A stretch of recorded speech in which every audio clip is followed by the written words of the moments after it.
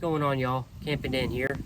We just came back from about a 1,000-mile road trip up to the panhandle of Florida. Pensacola, we went into Mobile, Alabama, passed by the new Buc-ee's out there in Alabama. Put a picture of that in the video somewhere for y'all. But I wanted to give you a few tips and tricks and storage ideas for your custom conversion van build. So you can see mine's here. It's not done yet, but I got a few tips and tricks for y'all, so stay tuned. The first thing that I would suggest is you probably got just a basic stereo and basic interior. It's got all my stuff from our trip, but the inside of these vans are just incredibly basic. So one of the first things that I would do, I'm gonna keep the stock radio, but I got this cool little Bluetooth adapter so I can listen to music from my phone over my radio, because these new phones don't seem to have a wire to plug in, or you have to have some kind of adapter or something or another. So I just got the little Bluetooth piece there, and that really made a difference. You just listening to music, not having to scan through different stations in towns that I've never been. But going back to that radio right there, first thing I would suggest is go and get you a new one with the touchscreen display and the GPS and all that fun stuff, and they link to your phone. That would make a world of difference, just being able to see a map as you're driving. Even if you don't know where you're going or you don't really have a destination, one of those radios would be really nice. The next thing, I need to build some kind of armrest / center console to fit right here where my lunchbox is. There's just not enough, there's so much room right here I could use for something, and I have next to no storage. Once I put a drink, a soda, some sunglasses, this little area up here is full as can be. I've even got stuff in here. It's a water flavor thing, just because there's not really much storage. So you definitely, if you have the room, if you have one of these Nissans, build a center console to fit in here, or put your 12-volt fridge if you plan on getting one, and maybe one of those will fit in between the seats. Looks like you got a little bit over a foot here, probably got 15-18 inches if I had to guess between the seats there. You probably got right at a foot between the armrests. One thing, you see a lot of these videos and they build these crazy storage compartments, and they're probably right, because right here I have so much stuff. I mean, throughout this van I have so much stuff, and it just seems I don't have enough storage for everything. As you can see under the bed here, I've got 2 chairs, some paddles, I've got a set of water skis there, some kitchen stuff. So definitely build as much storage as possible. What I need to do is build a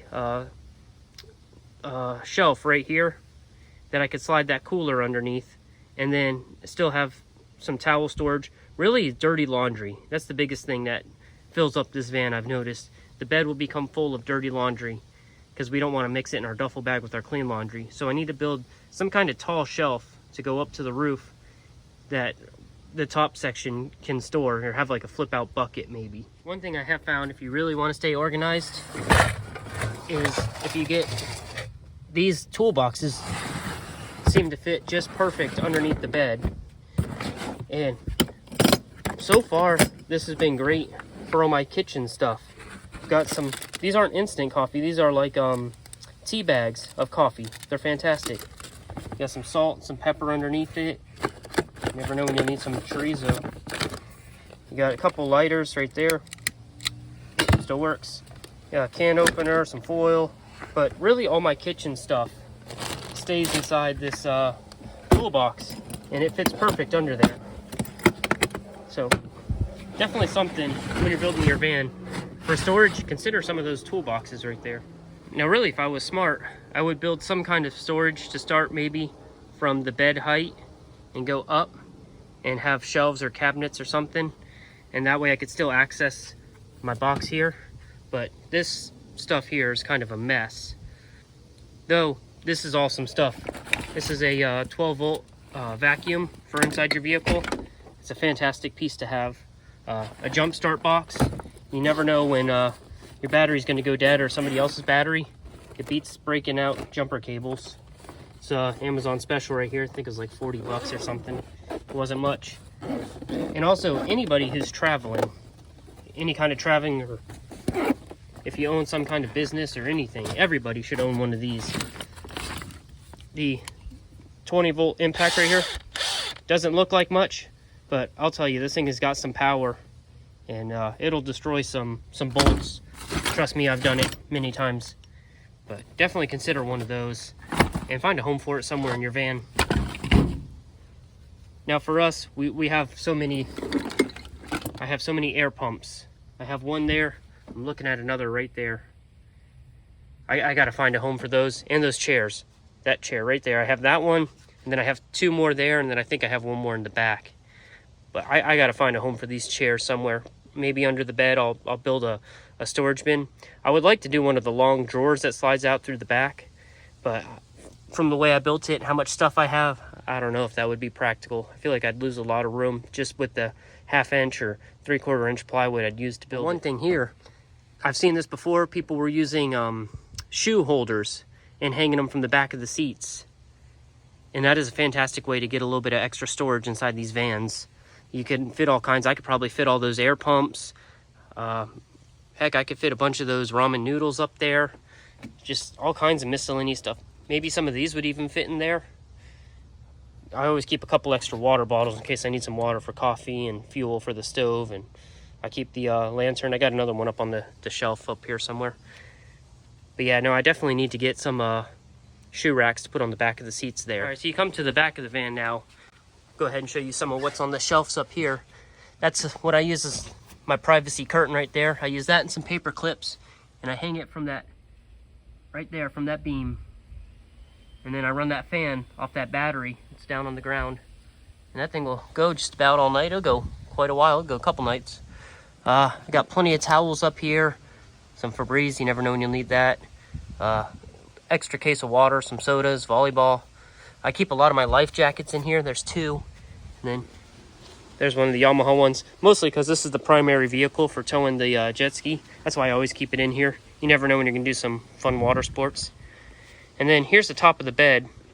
You see that right here, and the 2 pillows. But underneath the bed, this is what I was talking about. This is a mess. I've got camping stove there, got inflatable floaties there. Even, they don't inflate that much, they're just little things. 2 water skis. That's a wakeboard, full-on wakeboard right there. A bike rack. Oh, I actually have 2 more camping chairs back here. Recovery strap. This is my backpack. I keep all my GoPro stuff in this currently. Got to have some anti-corrosion spray for the jet ski there. Some hand sanitizer. But yeah, when you're building it, these definitely keep a lot of storage available. Oh, look at that. I even have some firewood left in here. Definitely got to make sure there's a lot of storage in this. And you could also, after you insulate and put a ceiling up, now I haven't insulated the wall, I've only done the roof so far, but definitely get a hanging net, and you could stack a lot of things from that, like a truck bed net to hold things in. You can hang it from the edges, and that would give you a ton of storage. Also, I highly recommend always keep a recovery strap with you. You never know when you're going to get stuck in some soft sand and need a quick way out. Ah, there's my new Bucky sticker right there. I almost forgot to show you guys this part right here. This is one of the best things you could ever buy right here. If you don't plan on doing a full lithium-ion solar system, you just want enough to run a little fan, a deep cycle battery, and one of these pigtails. And like I said, I can run that fan for a couple days. I've got a few lights. We charge cell phones off this battery. And then when I'm done, after a road trip, I just bring it home and put it on the charger again. And so far, this thing's almost 2 years old, I believe, and it's still going. I don't run it completely empty. I just, like I'm saying, I run the fan, I charge cell phones, and occasionally I run some air pumps off it. And yes, I'm aware the van's a mess. Again, we just came back from about a 1,000-mile road trip with it. All right, y'all. Appreciate y'all watching the video. If you guys have any suggestions or anything you think I should do to my van, leave me a comment in the links below, and I'll try them out, see what I think about them. But again, thank you guys for watching.